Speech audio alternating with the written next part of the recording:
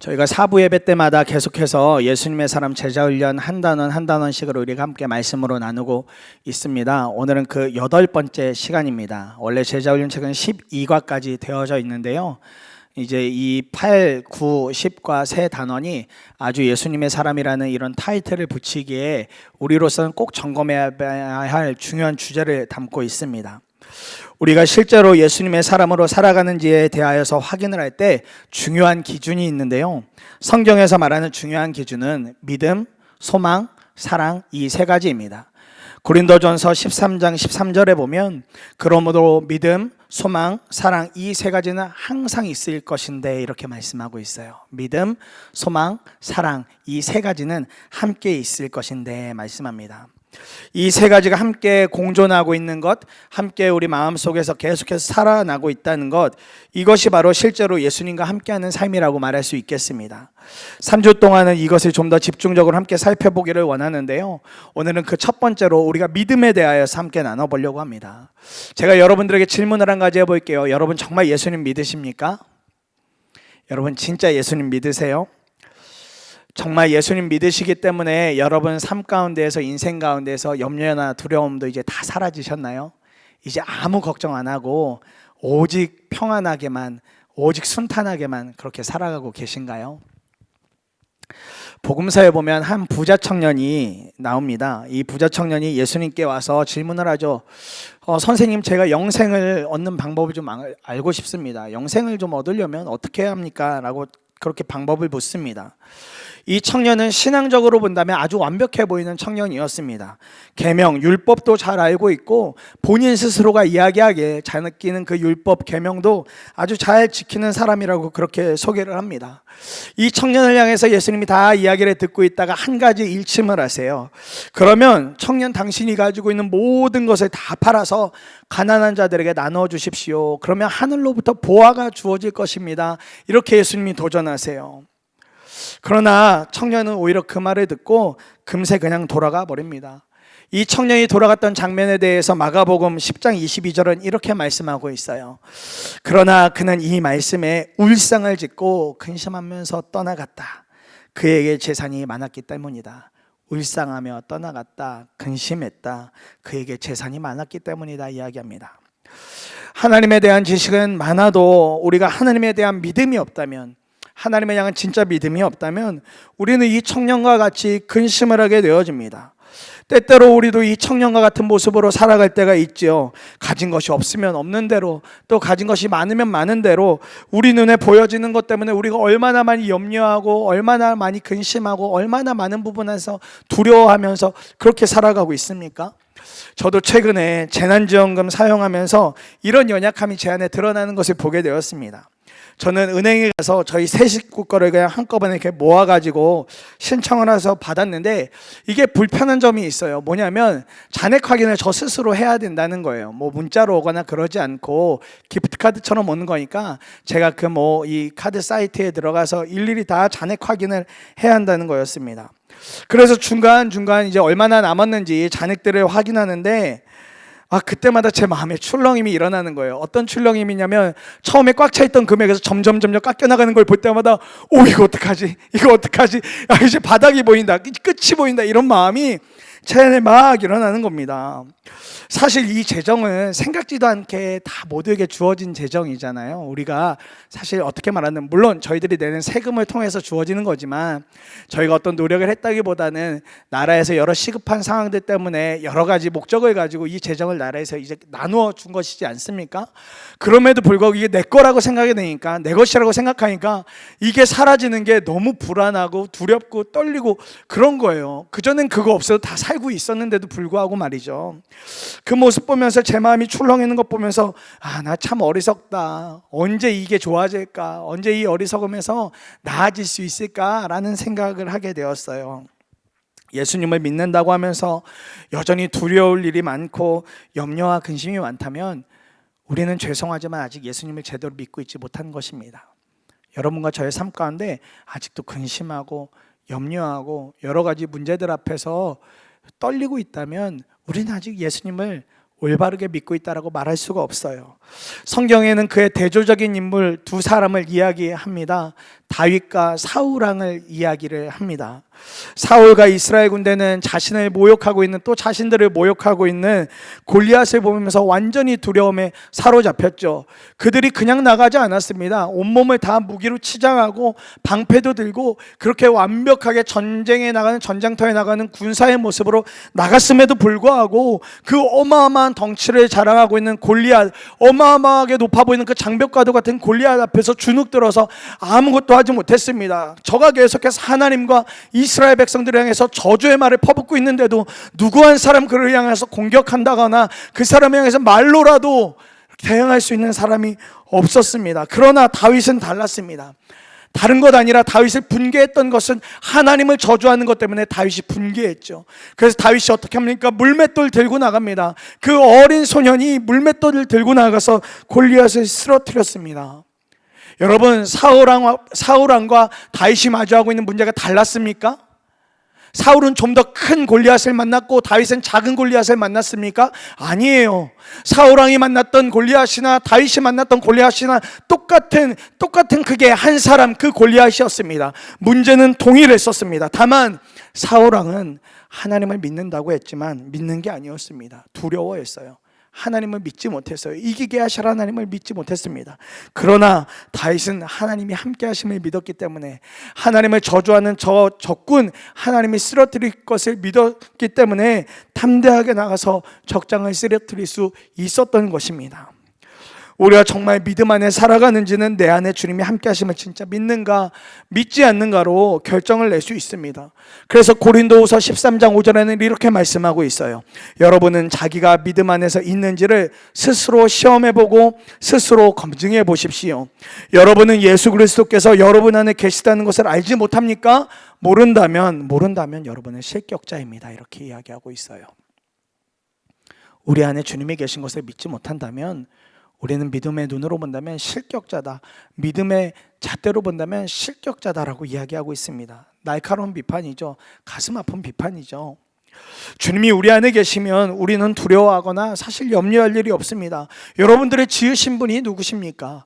여러분들의 창조하신 분이 누구십니까? 하나님이시죠. 그분이 우리 안에 계세요. 우리를 누구보다 잘 알고 계시는 분이 우리 안에 계신다면 우리는 모든 두려움을 다 이겨낼 수 있습니다. 아니, 두려워할 필요가 없는 것입니다. 여러분, 자녀들이나 어린아이들을 보면 두려움 없이 살아가지 않습니까?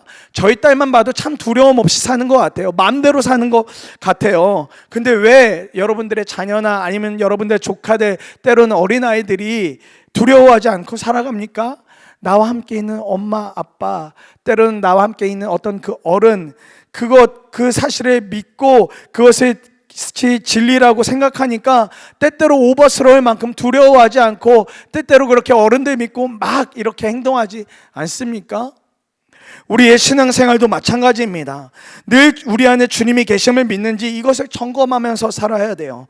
두렵고 염려가 생기는 일이 생기면 그 일을 도와달라고, 이것 좀 문제 좀 해결해 달라고 그것을 놓고 구하기 전에 믿음을 놓고 기도해야 됩니다. 하나님, 제 믿음을 온전하게 해주십시오. 주님이 제 안에 계시는 것을 이제는 좀 믿게 해주십시오. 주님을 이제는 진짜 제 인생의 왕으로 모시고 살아가도록 그렇게 주님 인도해 주십시오. 그 기도가 먼저 일어나야 되는 것입니다. 그러면 우리의 믿음이 어느 순간 조금씩 성장하게 되어져요. 문제 앞에서, 어려움 앞에서 그거 해결해 달라고 기도하기 전에 주님, 제가 주님 믿게 해주세요. 주님을 잘 알게 해주세요. 한경직 목사님, 많은 후배 목사님들이 찾아갈 때마다 이렇게 얘기하셨다 하죠. 후배 목사님들에게 예수님 잘 믿으세요. 예수님 잘 믿으세요. 이 이야기 딱 하나 남기셨답니다. 목사들에게 불러놓고 이야기한다는 게 예수님 잘 믿으세요. 왜냐면요, 그거밖에 답이 없으니까요. 이 땅을 살아나갈 때 예수님 믿는 그 믿음, 그거 하나 무너지면 목회도 할 수 없고 삶을 살아가기도 어렵고 직장 생활도 어렵고 사회생활, 모든 것이 다 완전히 다 무너지기 때문에 그렇습니다. 그러면 구체적으로 어떻게 우리가 큰 믿음을 가질 수 있을까요? 우리 안에 큰 믿음을 가지기 위해서 반드시 통과되어져야 될 것이 있습니다. 첫 번째로 우리가 그동안 믿음으로 살지 못한 것에 대한 진정한 회개가 있어야 됩니다. 믿음으로 살지 못했다면 주님 앞에 진실한 고백이 있어야 돼요.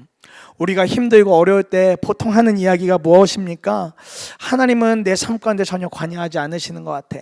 하나님은 내 삶 가운데 전혀 일하시지 않는 하나님이신 것 같아 하고 불평을 하곤 합니다. 그러나 우리가 이 부분에 대해서 진짜 명확해져야 합니다.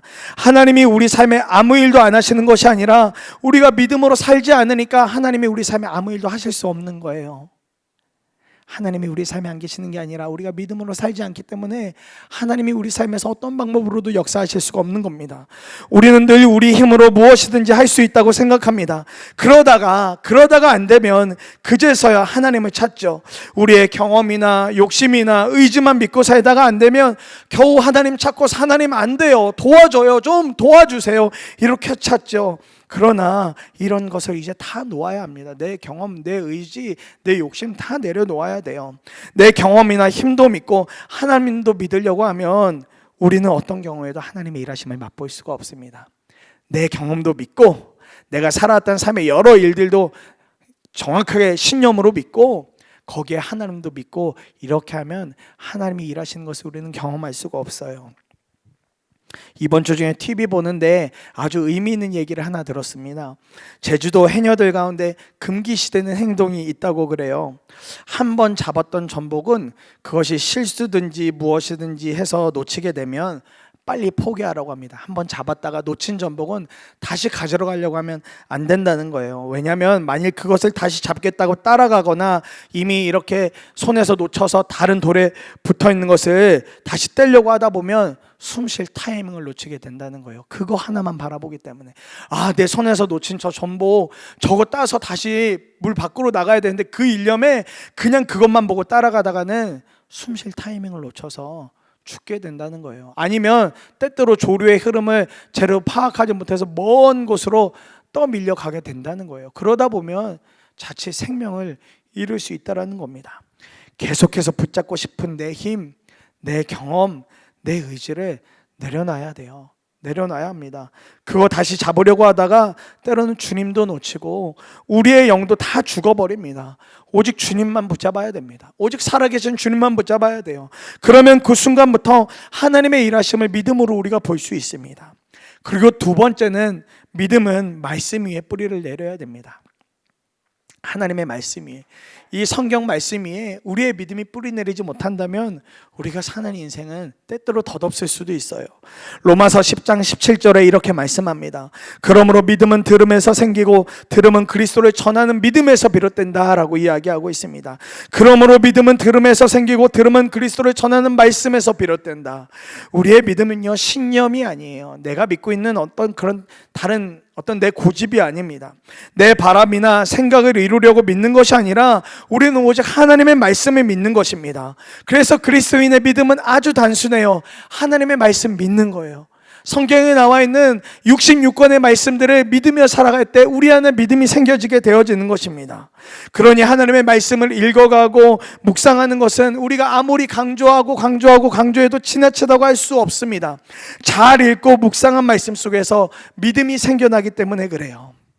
믿음이 이긴다라는 책에 보면 존 화이트 목사님이 그분의 청년 시절에 기숙사 생활을 하셨는데 거기서 만났던 패트라는 한 친구에게 복음을 전한 일이 나옵니다. 내용이 이렇게 내어져요. 패트는 키가 큰 운동선수로 마음이 온유했는데 나에게는 친절하고 좋은 친구였으나 그에게 어떻게 하면 복음을 전도할지 실마리를 잡을 수가 없어서 걱정이 많았다. 그러다 순간적인 충동에 못 이겨 그에게 매일의 성경 공부에 관한 책을 불쑥 내밀었다. 이후 일부러 그랬던 것은 아니지만 6개월 동안 그를 못 만났다. 그런데 다시 그를 만나게 되었을 때 놀라움을 금할 수가 없었다. 이유는 같은 얼굴, 같은 체격이었으나 그는 완전히 다른 사람이 되어져 있었다. 그는 매일의 경건한 성경 연구가 나의 생활을 이렇게 변화시켰다고 진지하게 말했다. 패트는 지금 선교사로 일한다. 성경이 그 깊은 효력을 나타낸 것이다. 여러분, 믿음이 흔들리십니까? 그러면 성경 앞으로, 말씀 앞으로 나아가야 합니다. 믿음을 정말 갈망하고 계십니까? 그럼 매일같이 특달같이 말씀 앞에 나아가야 합니다. 하나님의 말씀은 살아있고 운동력이 있으셔서 그것을 계속해서 듣고 볼 때마다 우리의 심령을 완전히 갈아엎으십니다. 믿음 없는 우리에게 믿음을 부어주십니다. 그리고 그곳에서 정말 그 믿음이 계속해서 자라날 수 있도록 하나님의 말씀이 직접 우리의 삶을 그렇게 이끌고 가십니다. 그것을 믿음으로 반응하며 날마다 말씀 앞으로 나아가는 사랑하는 성도님들의 삶이 되시기를 간절한 마음으로 축복합니다. 세 번째로 믿음으로 말하는 삶을 우리가 살아가야 돼요. 우리의 입술, 정말 믿음으로 말하는 훈련이 너무나 필요합니다. 민수기 13장에 보면 가나안 땅을 정탐하고 온 정탐꾼들의 이야기가 나옵니다. 갈렙과 여호수아는 그 땅을 보고 와서는 긍정적으로 말해요. 이들의 보고가 이렇습니다. 우리에게 가라고 하신 그 땅에 우리가 갔었습니다. 근데 그 땅은 진짜 젖과 꿀이 흐르는 좋은 열매가 많이 나는 정말 너무나 아름다운 땅입니다. 그러니 올라갑시다. 올라가서 그 땅을 점령합시다. 우리는 반드시 그 땅을 점령할 수 있습니다. 이런 보고를 해요. 그런 보고를 해요. 그래서 그 땅을 꼭 가야 된다라고 그렇게 이야기합니다. 여호수아와 갈렙은 그 땅이 하나님이 말씀하신 땅이라는 걸 진짜 믿었어요. 그리고 그것을 눈으로 본 그대로 믿고 저 땅을 가야겠다, 점령해야겠다, 그렇게 말합니다. 그러나 다른 사람들의 보고는 그와 같지 않습니다. 이와는 전혀 딴판으로 보고해요. 심지어 오히려 잘못된 선동까지 하려고 하는 모습이 성경에 기록되어져 있습니다. 민수기 13장 31절 32절 보면 그러나 그와 함께 올라갔다 온 사람들은 말하였다. 우리는 도저히 그 백성에게로 쳐 올라가지 못합니다. 그 백성은 우리보다 더 강합니다. 그러면서 그 탐지한 땅에 대하여 나쁜 소문을 퍼뜨렸다 이야기합니다. 똑같은 걸 보았지만 하나님을 믿는 사람들에게 그 땅은 당연히 가야 될 땅이었고 진짜로 하나님이 약속하신 젖과 꿀이 흐르는 땅이 맞았어요. 그런데 그것을 믿음으로 보지 못한 사람들, 정말 그 눈에 실제로 그 땅에는 다른 민족들이 살고 있었습니다. 싸워 이겨야 되는 것도 맞았었어요. 굉장히 강력한 사람들이 있는 것도 사실이었습니다. 그러나 그 일에 하나님의 믿음을 볼 줄 몰랐던 사람들, 하나님의 믿음을 사용할 줄 몰랐던 사람들은 거기 가면 안 돼요, 거기 가면 우리 다 죽어요, 이런 부정적인 보고를 하는 것뿐만 아니라 그것 나쁜 것이야, 그것은 아예 가면 안 되는 땅이야 라고 잘못된 선동까지 하는 오를 범하게 됩니다. 하나님께서 이와 같이 부정적인 보고를 하고 낙심하며 원망한 사람들에게 말씀을 한 가지 주시는데 민수기 14장 28절에 이렇게 말씀하세요. 너는 그들에게 이렇게 말하여라. 나 주의 말이다. 내가 나의 사임을 두고 맹세한다. 너희가 나의 귀에 들리도록 말한 그대로 내가 반드시 너희에게 하겠다. 그 후에 어떤 일이 벌어집니까? 불신의 말을 했던 그 사람들은 결국 약속의 땅에 들어가지 못합니다. 안타깝지만 처음으로 출애굽했던 사람들은 그 약속의 땅에 들어가지 못해요. 모세를 비롯해서 아무도 들어가지 못합니다. 그러나 모든 상황에 대하여서 믿음으로 말한 여호수아와 갈렙을 비롯한 그 다음 세대들은 그 약속의 땅에 들어가는 은혜를 누리게 되어집니다. 우리가 이것을 기억해야 돼요. 우리가 어떤 말에 사용하고 있는가? 믿음의 말인가? 불신의 말인가? 여러분, 믿음의 반대말은 불신입니다. 믿지 않는 거예요. 우리가 말을 어떻게 사용하는가가 우리 인생 가운데 너무나 중요합니다. 네 번째로 우리 인생 가운데 믿음의 훈련을 기쁘게 여겨야 됩니다. 여러분, 훈련이란 말 붙이면 너무 싫으시죠?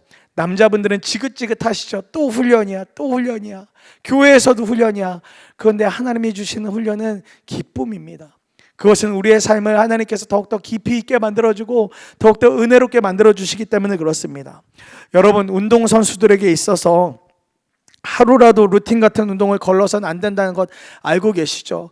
자신이 자주 사용하는 어떤 부위 또 어떤 운동의 근육들에 대해서 절대로 그 루틴 같은 운동을 걸러서는 안 됩니다. 그걸 멈추는 순간부터 군살이 붙고 써야 될 근육들이 죽어버리게 됩니다. 그리스도인들도 마찬가지예요. 영적인 근력이 있고 영적인 근육이 있습니다. 이게 자라나야 합니다. 이게 계속해서 훈련이 되어져서 더 건강해져야만 합니다. 그것이 믿음이에요.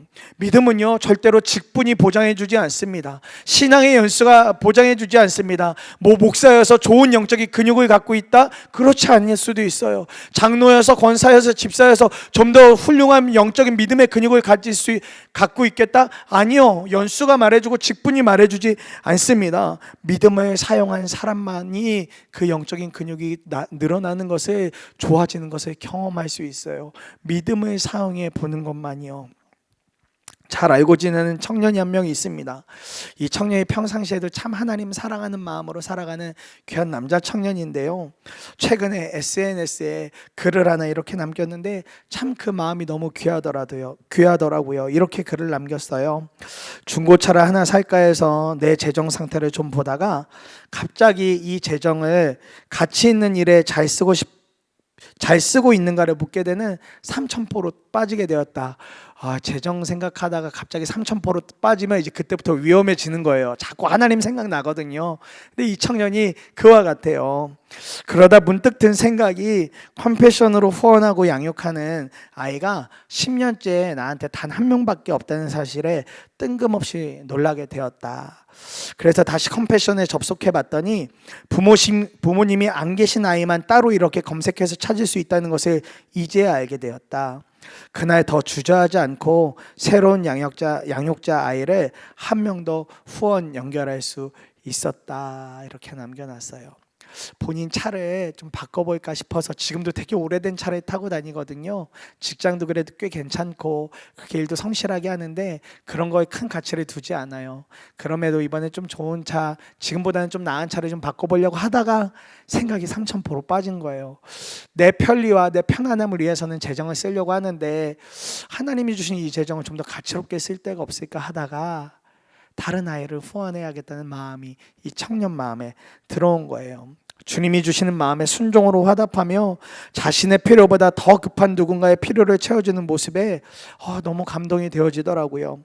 자신의 필요도 있겠지만 믿음을 써서 더 필요한 사람에게 사랑을 흘려보내는 것을 통해 이 청년의 믿음이 오늘도 조금씩 자라는 것을 보게 되어집니다.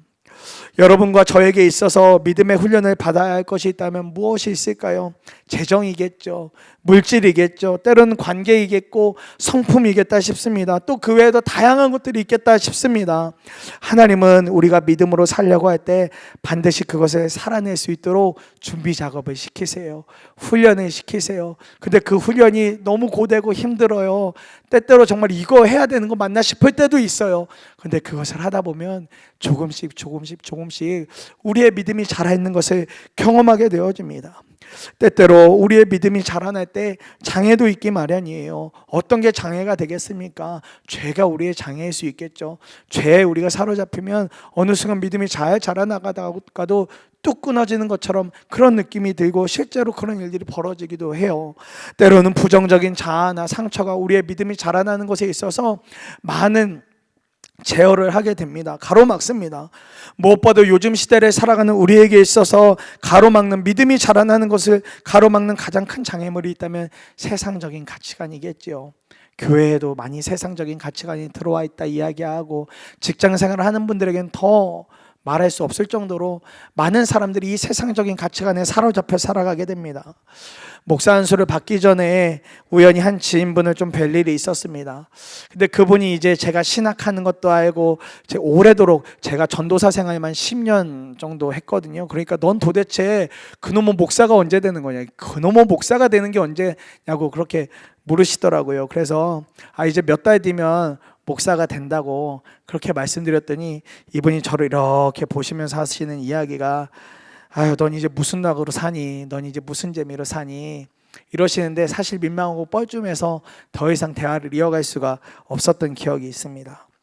세상의 즐거움과 기쁨이 너무 크면 우리 정말 주님 믿기 어렵습니다. 그건 맞죠. 세상의 것들이 너무 즐거운데요, 재미있는데요, 청소년 사역하다 보면 이게 가장 큰 장애물입니다. 세상에 재미있는 게 너무 많아요. 게임도 많고 또 유튜브만 들어가도 아이들이 좋아하는 게 너무 많고 그것 이상으로 무언가를 해야 된다는 게 저한테는 굉장히 큰 부담이기도 합니다.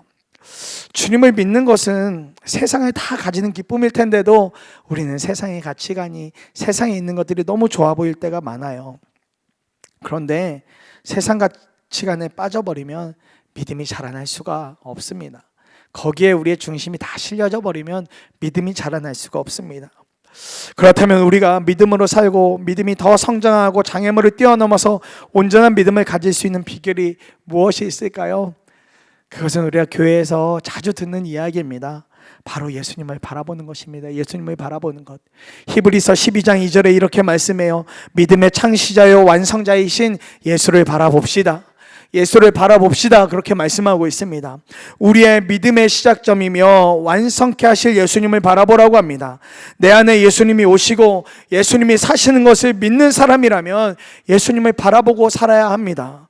그런데 예수님을 바라보며 산다는 것은 무엇을 의미할까? 많은 분들이 궁금하세요. 도대체 예수를 바라보라, 예수를 바라보자라고 말하는데 도대체 그것이 무엇입니까? 물어보는 분들이 있어요.